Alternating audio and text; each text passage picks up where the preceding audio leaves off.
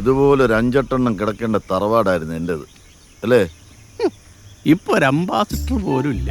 അല്ല പഴയ പോലെ കവടി നടത്തിട്ടൊക്കെ ഇപ്പോഴും ഉണ്ടോ? ഡാ നീ ആക്കിക്കോ, പക്ഷെ ഒരുപാട് കയറി അങ്ങ് ആക്കരുത്. അത് നിങ്ങൾ എന്തിനാ ചൂടാവുന്നത്? ഞാൻ സംശയം ചോദിച്ചല്ലേ. ഞങ്ങൾ കബഡി നിരത്തി പറഞ്ഞാൽ കറക്റ്റാ, ഒന്നും തെറ്റാറില്ല. അത് ശരിയാ, അതുകൊണ്ടാണല്ലോ ഇവിടെ ഇങ്ങനെ വന്ന് നിൽക്കേണ്ടി വന്ന്. ഭയങ്കര നിരത്തലായി പോയി. അല്ല 99% ശരിയാവേണ്ടതാ, പക്ഷെ എന്റെ കാര്യത്തിൽ മാത്രം തേഞ്ഞുപോയി. അമ്മളെ ഒന്ന് നിന്നേ. ഈ തട്ടോ കേട്ട് എന്നും അങ്ങോട്ടാ വല്ല ചാത്ത സേവ ഉണ്ടോ? ചാത്തൻ സേവ അങ്ങനെയൊക്കെ ഉണ്ടോ? പിന്നെ അല്ലാതെ ചില സിനിമാക്കാർക്ക് അങ്ങനെയൊക്കെ ഉണ്ട്. അവന്മാർ അങ്ങനെയൊക്കെയല്ലേ പിടിച്ചിരിക്കുന്നത്. മാത്രമല്ല ഈ വീട്ടിൽ നിന്ന് ചില രാത്രികളിൽ നിലവിളിയും കരച്ചിലും ഭയങ്കര ശബ്ദങ്ങളും കേൾക്കാറുണ്ട്. ഇവിടെ എന്തോ ചാത്തൻ സേവയുണ്ട്.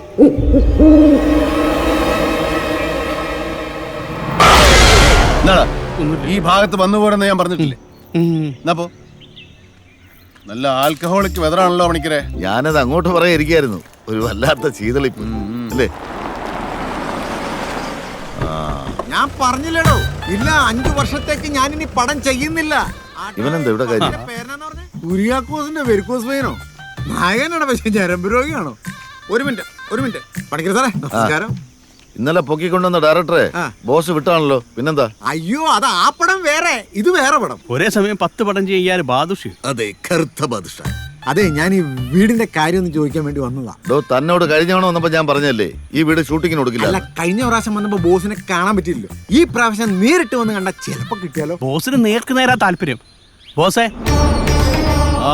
നേരിട്ട് വാങ്ങാൻ വേണ്ടി വന്നതാ.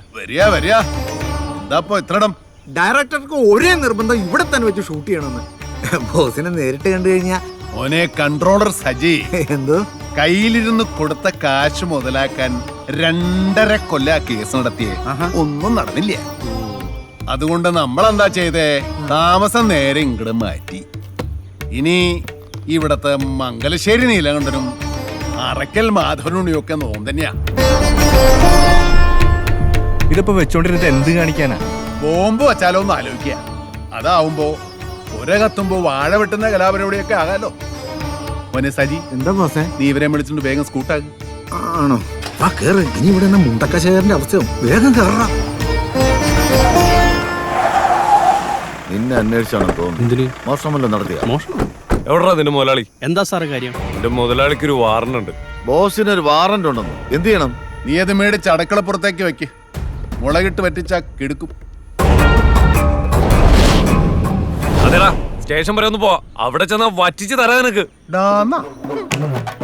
ഡാന്നൊക്കെ വിളിക്കാൻ നമ്മൾ ഏത് ക്ലാസ്സിലാണ് സാറേ ഒന്നിച്ചു പഠിച്ചത്? അതൊക്കെ അങ്ങ് സ്റ്റേഷനിൽ ചെന്നിട്ട് പറയടാ. അയ്യോ സാറേ, ഇത് എന്നൊക്കെയാ സാറേ എഴുതി പിടിപ്പിച്ചിരിക്കുന്നേ? പേടിച്ചു പോയ നീ. എന്നെ പേടിപ്പിക്കാൻ ഇതൊന്നും പോരെ സാറേ. കുറഞ്ഞത് ഈ SIA ബാറി വെച്ച് കൊങ്ങാക്കി പിടിച്ചതോ, സൂപ്പർ സ്റ്റാറിന്റെ കാർ അടിച്ചോണ്ട് പോകുന്നതോ, ഈ മംഗലശ്ശേരി അമ്മനെ കയ്യേറിയതോ, ഇപ്പതാ സാറിനെ ഇതുപോലെ മാനം കെടുത്തി വിടാൻ പോകുന്നതോ, അങ്ങനെ എന്തെങ്കിലും എന്റെ ചെറിയ ഗുണ്ടായുസം പോലും മെൻഷൻ ചെയ്യാതെ എന്ത് ഭാരണ്ട് സാറേ. ഞാനാണെങ്കിൽ SP റാങ്കിൽ കുറഞ്ഞ ഒരാളോട് സംസാരിച്ചിട്ട് തന്നെ കുറെ കാലമായി. അതുകൊണ്ട് സാർ ചെല്ല്, പോയച്ചു വരുമ്പോ എന്നെ പിടിക്കണമെങ്കിൽ എന്റെ പേരിൽ എന്തെങ്കിലും ഒരു കേസ് ഉണ്ടാക്കിക്കൊണ്ടു പോവാ. ഇതീ പറഞ്ഞ കാര്യങ്ങളെല്ലാം ആ നിൽക്കുന്ന ബാലകൃഷ്ണ പണിക്കരുടെ പേരിലുള്ളതാണ്. അതുകൊണ്ട് സാർ പോയിട്ട് പുതിയ എന്തെങ്കിലും ഒരു കിടുതാപ്പ് ഉണ്ടാക്കിക്കൊണ്ടു പോവാ. കൊണ്ടുവരുമ്പോ ഒരു 100-150 കോടിയുടെ കേസെങ്കിലും വേണം, ഇല്ലെങ്കിൽ എനിക്ക് ക്ഷീണമാണ്. പിന്നെ ഈ കിടുതാപ്പ് കൊണ്ടുവരുന്നവൻ ഇത്രയും സ്റ്റാറൊന്നും പോരാ, കുറെ കൂടെ സ്റ്റാർ വേണം. ഇതിൽ ഒപ്പിട്ടവനായാലും മതി. ഓ പോടെ പോടെ പോടെ.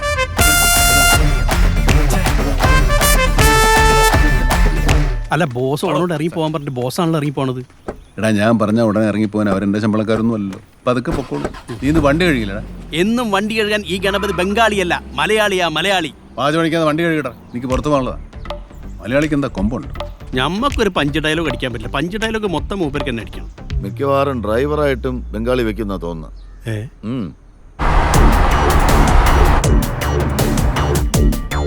ബോസേ, ആ പ്രതാപവർമ്മ വീണ്ടും പണി തുടങ്ങിയല്ലോ. എന്നെ പ്രൊഡ്യൂസർ അസോസിയേഷൻ വിളിച്ചിട്ടുണ്ട്. എന്താ വേണ്ടേ? അവര് വിളിച്ച സ്ഥിതിക്ക് തന്നെ ഏതായാലും പോകണം. പോയില്ലേ മോശമാ. താനം കൂടെ ഒന്ന് കയറി കൊടുക്കും. ബാക്കിയുള്ള കാര്യം നമുക്ക് നോക്കാം. സതീശ പറയടാ. പ്രതാപൻ സാറിന്റെ മകൻ കുറച്ച് പുതിയ ടീമായിട്ട് ഇവിടെ വന്നിട്ടുണ്ട്. ഞാൻ പറഞ്ഞോളാം. എന്തേലും ഉണ്ടെങ്കിൽ വിളിക്കണേ. ഓക്കെ. എന്താണ് സതീശന് വിശേഷം? പ്രതാപന്റെ മോൻ പുതിയ പണി ഒപ്പിക്കുന്നുണ്ട്. നമ്മുടെ നിന്ന് പൈസ മേടിച്ചപ്പോ ഈട് തന്ന പൊള്ളാച്ചിയിലെ ഡാൻസ് ബാറില്ലേ, അതിപ്പോ മറിച്ചു വയ്ക്കാനുള്ള പുതിയ പ്ലാനിങ് നടക്കുക. പുറത്തു നിന്നുള്ള ഏതോ ടീമാ. ആ ഡാൻസ് ബാറുമ്പോ കണ്ട് അടിച്ച് പൊളിച്ചാലോ? ചുമ്മാ തരിയുടെ. ഗണപതി, ഓ, നീ വണ്ടി ബാറിലേക്ക് വിട്. എപ്പോ വിട്ടെന്ന് ചോദിച്ചാ മതി. അവന്റെ കച്ചവടം എങ്ങനെയുണ്ടെന്നൊന്ന് നോക്കാം. Okay boss. ഒരു ജിമ്മൻ ഇങ്ങോട്ട് വരുന്നുണ്ടല്ലോ ബോസേ.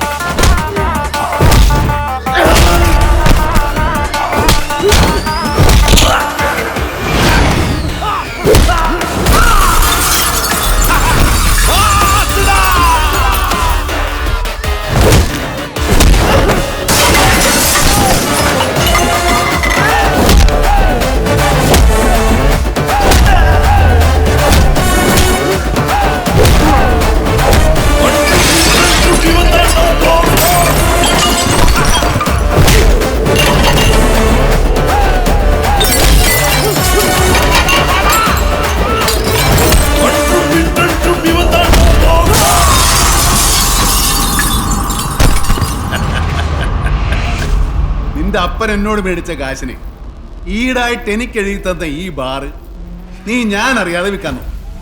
അതുകൊണ്ടാണ് ഞാനിവിടെ കലാപരിപാടികൾക്ക് നടത്തി. മോനൊരു കാര്യം ചെയ്യും. ഇന്നിവിടെ ഉണ്ടായ നാശനഷ്ടങ്ങളുടെയും പരിക്കലുടെയും ആശുപത്രി ചെലവിന്റെ ഒക്കെ ഒരു അക്കൗണ്ട് ഉണ്ടാക്കി മോന്റെ അപ്പനെടുത്ത് അയച്ചു കൊടുക്കും.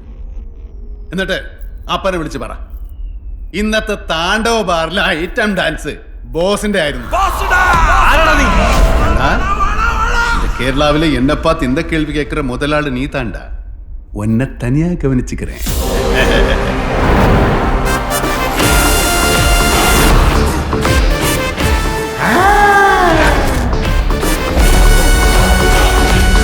നിങ്ങളിത് വാങ്ങിക്കാൻ വന്നാണോ? അതെ.